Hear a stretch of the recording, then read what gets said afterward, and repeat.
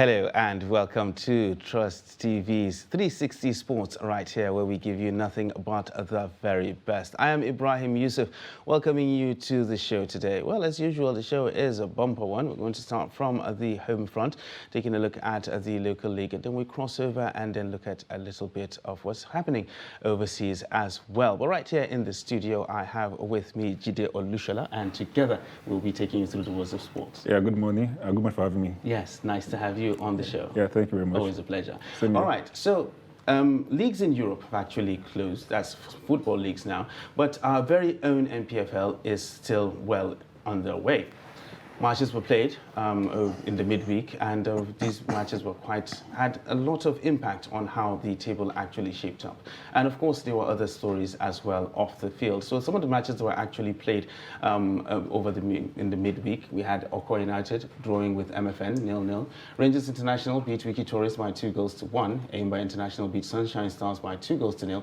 Gombe United beat Heartland 3-2. Katsina United 2-0 against Niger Tornadoes.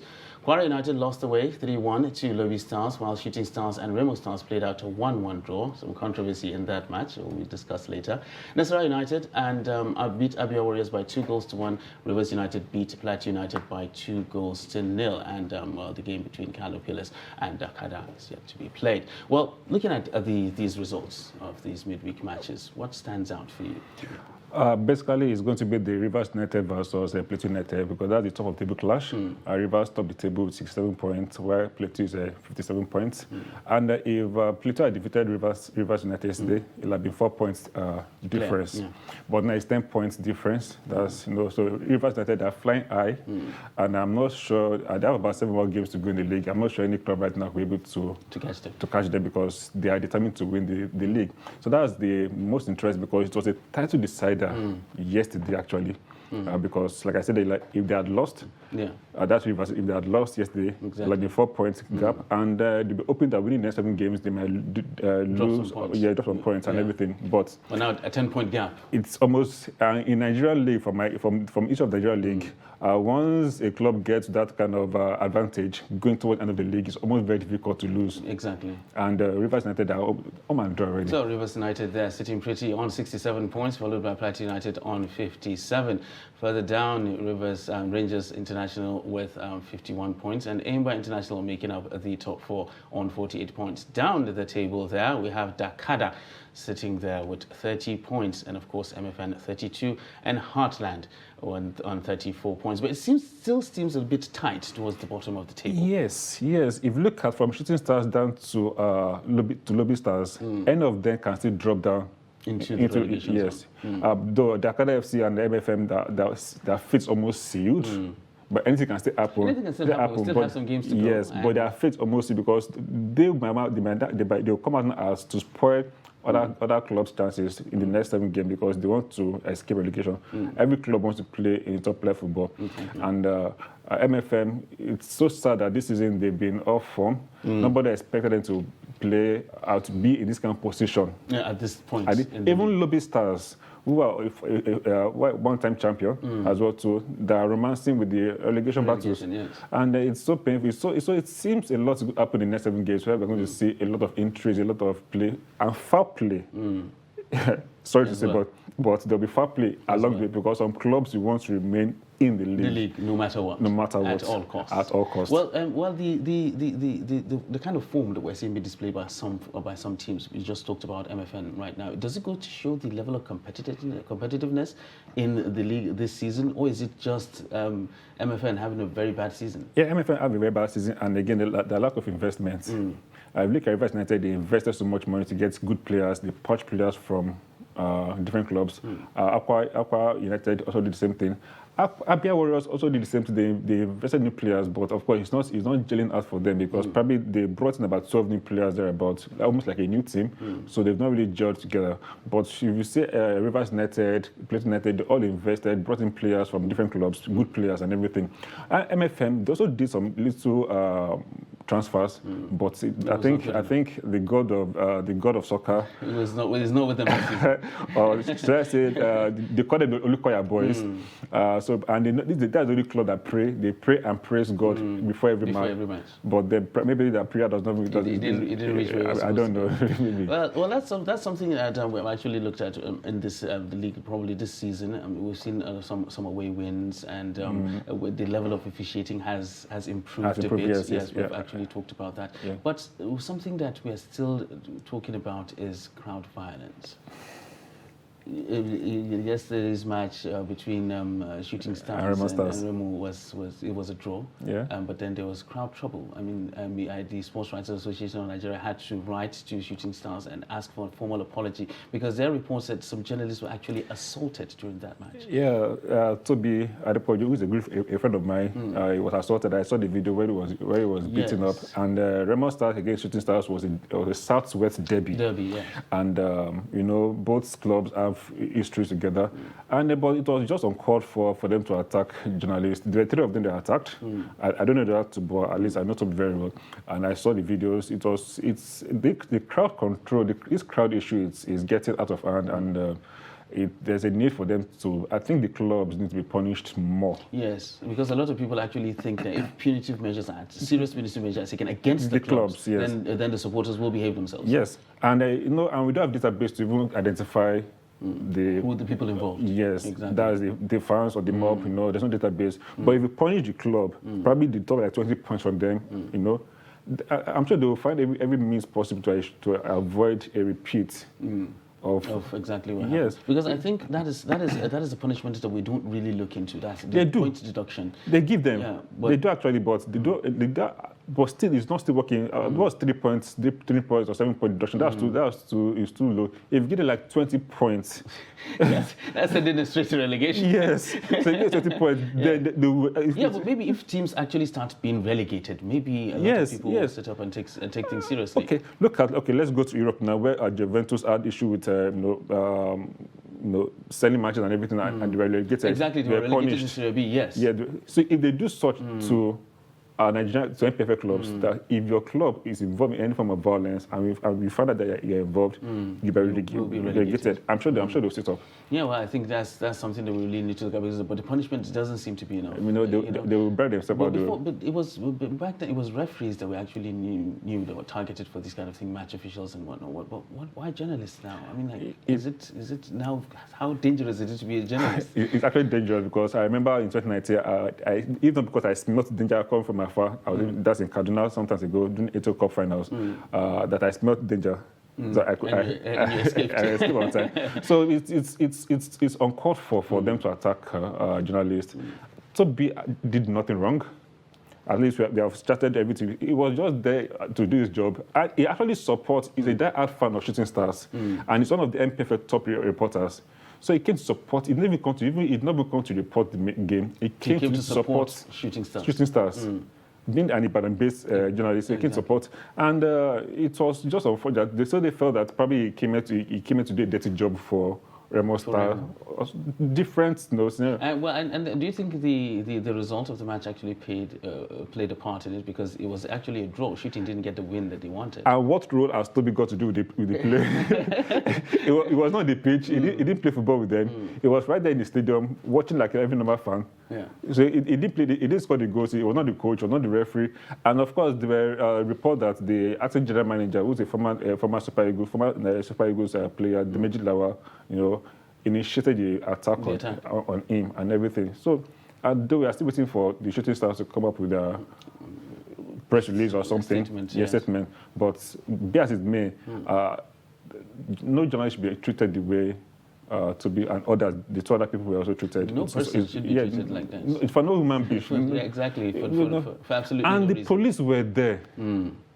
They did nothing. until later they started shooting guns sporadically in the air. Yeah. But you should have got to rescue him before he was beat. It was slapped left, right, center. That was not. It was uncalled for. This is quite unfortunate. Well, we hope that incidences like this will not reoccur, so that we as journalists can feel comfortable going to support our teams. We say we hope, but I'm afraid it might still happen again. Well, the thing is, just like we talked about, if the right punishment is actually meted out, hopefully these things will. Hopefully. We hope not to see these things again. Well, that's for the Nigeria Professional Football League. We hope things get better so that we can actually have the confidence to go back to the stadium to actually support our own teams that we have. Well, moving away from Nigeria's shores now, let's take a look at Europe. Just like we said earlier, the European football season has actually rounded up, but transfer rumors are flying here and there. The transfer window hasn't officially opened, but we're hearing rumors here and there. And one of the big news coming out right now is Manchester United have officially confirmed that Paul Pogba is leaving the team on a free transfer. Pogba left United on a free, went to Juventus, came back for about 80 million. No, he's going to be free. And now he's leaving. And now he's leaving on a free.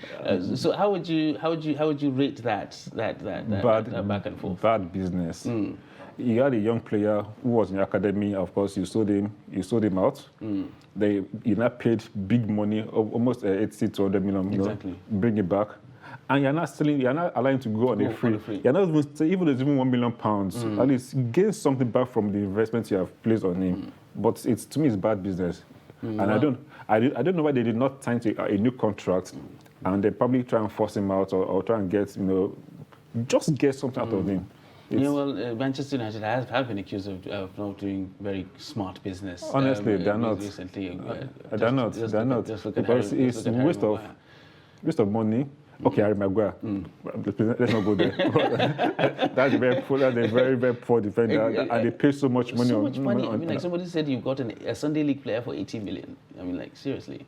It doesn't work. Probably like 10 to 20 million. And now they're looking at Declan Rice, who is being priced at like 120 million or so. Why?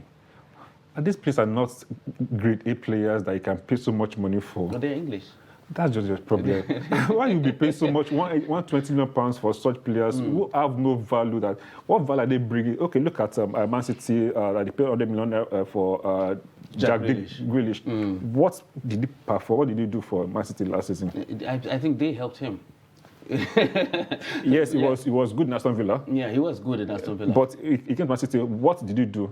When you're not a certain Messi or a certain Ronaldo or a certain Pepe that you know that, or even Haaland, that whatever club they go to, if you pay them £200 million, it's worth it because they will deliver. You will feel the impact. But what impact did Jack Grealish have? And now they're bringing Declan Rice. We're talking about Declan Rice. 120 million. 120 million something. That's too ridiculous. Well, so let's go back to Pogba. Now, what do you think is the right move for him? Because we're hearing Juventus. You should go back to Juventus. Probably he will do well in Juventus because he has played with them before and he knows the Italian culture. His best years actually as well. And he developed them more than when he was in Man U. Of course, when he came back to Man U, he was feeling too big. So I didn't enjoy his game in Man U. But I think he played better in Juventus than he was. Do you think the style of play in Manchester United actually affected him? Maybe. I believe so. I think so. And then when he was in the Juventus, there were bigger players around him who could control him. There was still the other Pelo and Co. They were all there who could control him. Chileni and Co. But in Man U, there was no big player there. He was feeling like he was a chairman. Exactly. Yeah, exactly. So he was not under anybody that could say, guys, sit down there. There was no strong player that could control him. In the of Ryan Giggs, yes, Neville's and whatnot. None of them. Yeah. So he first was on top of the game at Man U, but in Juventus, it was just like every normal player. And having a revolving doors of managers didn't actually help as well. Yes, that will also play a fact, but then his attitude also mattered a lot. He did not play. But a lot of people believe that he had a strong manager that could actually, he had put him in his place. He had just Mourinho, but we know what they did. The player power play that came to fore and pushed him out. But I'm sure that will not happen in Juventus because even the players themselves, even the coaches that cabal in Italian league. Okay. So how will he chase them out? Well, still talking Manchester United, another rumour coming out is that they're trying to make a shock move for Chelsea midfielder Mason Mount. Wow. I don't know if Mount will go to play. He will abandon a Champions League football for a Thursday night or a Friday night football. I'm not sure he might want to, go down the. Because he had a phenomenal season. Yes, he did in Chelsea. He did. So you don't think it's the right time for him to move? I don't think he should. Probably if Man U was playing at the Champions League, probably he would take a. But which player, a good player of that caliber, want to leave Champions League football? Tuesday and Wednesday football for a Thursday or Friday night football. No, and we still play weekend football again. So I don't think he might want to go. But do you think he could be the right kind of player that Manchester United need? I don't think so. Though Ten Hag, he has a lot of work to do. Of course, I'm sure he's going to bring in younger and hungrier players for Man U. And he has been given 120 million war chest to get in players. Of course, plus the money we gain from selling old legs or dead wood. In them. So I think he might want to bring in young players who he be able to teach, just the way he did Ajax. He brought in several young players, and they. But if there's one thing that we learned from Manchester United, it's that the money doesn't really solve their issues, because they've thrown a lot of money at the club right now, and not much has changed. But Man City also throwing so much money, but a lot came from Man City. Yeah, so that's the thing. So I think is it a Manchester United thing? Or is the money, or the fact that they're not getting the good managers? So they're not spending wisely. Absolutely. Okay, because sometimes you accuse teams of not spending at all. Teams like Tottenham, they don't like spending cash, and then you accuse them of not spending. But Manchester United are actually splashing the cash, but not much is actually changing. And when they wanted to splash the cash, Mourinho asked for certain players. They did not give all those players. Give me these players. Let's spend money, but it was they don't want. They wanted Harry Maguire. So, unfortunately. So the board made some wrong moves, and I think they're feeling it right now. All right. Well, there's some Manchester United fans are actually calling for the current owners to leave. Would they leave? Do you think that those calls are actually warranted? No. I don't think the owners. I'm not even sure the owners even get involved in the day-to-day running of the club per se. Of course, they have the board. They are just there to make money from shares and everything, live large. So the main job is, the coaches, the coaching crew, the sporting director. Those are the guys that actually run the club. When it comes to football matters. But the owners are just there to, at the boardroom, receive AC, fly private jets, and get in their shares in. On a weekly or on a monthly basis? Well, a lot of people are actually looking towards, Manchester United fans actually looking towards Ten Hag now with some renewed hope to see if he can be able to turn things around. But I don't think he has actually realized the enormity of what lies ahead of him. I don't think so. Maybe probably when the league starts, you will see the rot. But that's probably too late. You will see the rot. But I don't expect it to perform so much well this coming season because it's been a learning curve. A rebuilding, yeah, rebuilding process, and being in an unfamiliar league, he has not played in the Premier League before, so he might not know how it is to play in the Premier League compared to play in the Dutch league. There are two worlds apart. So I don't expect him to perform so much well. He might perform, but not as expected that he will take the club to first position. Of course, I don't see Man U defeating Liverpool and Manchester City for the title this coming season. But can they challenge for top 4? They can challenge. Is it a realistic target? Yeah, it is. I believe so. But let's not put pressure on him right now. Okay. Well, as Manchester United actually comes with the territory. Well, speaking about teams that actually did not have a very good season last season, Wolves. Wolverhampton Wanderers did not have a particularly good season, but one player that actually shone bright for Wolves is Ruben Neves. And right now he's in the news. We're getting reports, rumors that Xavi has actually reached out to Ruben Neves to see if he can actually come to Barcelona at this particular point in time. Do you see Ruben Neves actually making that move right now to Barcelona, and is it the right move for him to make? He will surely move to Barcelona. You are playing for Wolves, and Barca is calling you. You cannot say no to that kind of move. And you know that you will play in Champions League football next season. Exactly. So why would you surely? And of course, Neves is a very good player. He's a very skillful midfielder. He has done so much work for Wolves, even though they've not won any trophy. But he is now most certain of, if he goes to Barcelona, at least he's certain of getting the trophy, no matter how, either Copa del Rey or even the league, whatever, in with Barcelona than with Wolves. And every player wants to win trophy with whichever club they play. Exactly. And it's going to make more money. But talking about money now, Barcelona don't seem to be as financially stable as they used to be, because right now they have 2 players on ice. That's Anders Christensen and Frank Kesse. They can't register them now because of financial fair play. They need to offload a couple of players. We're hearing that Frankie de Jong might be out the door. Yeah, and he might be good to Man U to come meet his former coach. Exactly. But no matter what, I don't have much Neves ends at Wolves. But of course, you will not earn the amount of money with in Barcelona. Of course, it'll be higher. Exactly. So bigger move for him. But I think it's even the kind of move that you can take a pay cut for. Yes. To me, it's a good move for him. I would prefer even let us see him in another league. The Premier League is more physical. Exactly. While the Spanish league is more technical. Yes, technical. Yeah, So, and he's a player actually. And he's a Portuguese player who has. Who are borders with Portugal, who are borders with Spain. Exactly. So they have the culture and everything like that. So Won't be too much of a shock for it him. will blend in well with Barcelona. Okay. Well, still talking transfer rumors. Juventus are in the market for a new defender. Giorgio Chiellini just left. Yeah. So they're in the market for a new defender, and rumors have it that they're eyeing Aymeric Laporte of Manchester City. Guardiola released that boy. Guardiola released because it was one of the backbones for Guardiola this season. Even when he was injured, at least Guardiola felt that he had to bring in some players to replace him at the back who are not naturally defenders. Defenders, exactly. Because Fernandinho actually fit in a lot. Yeah, so they felt his absence when he was injured. But the moment he came back, of course, he slotted back in. So it's going very hard for Guardiola to release him. It's even do Juventus actually have the financial might to pull off a move like that? Because I think even if he does go, he's not going to go on a cheap. No, of course, he's not going cheap.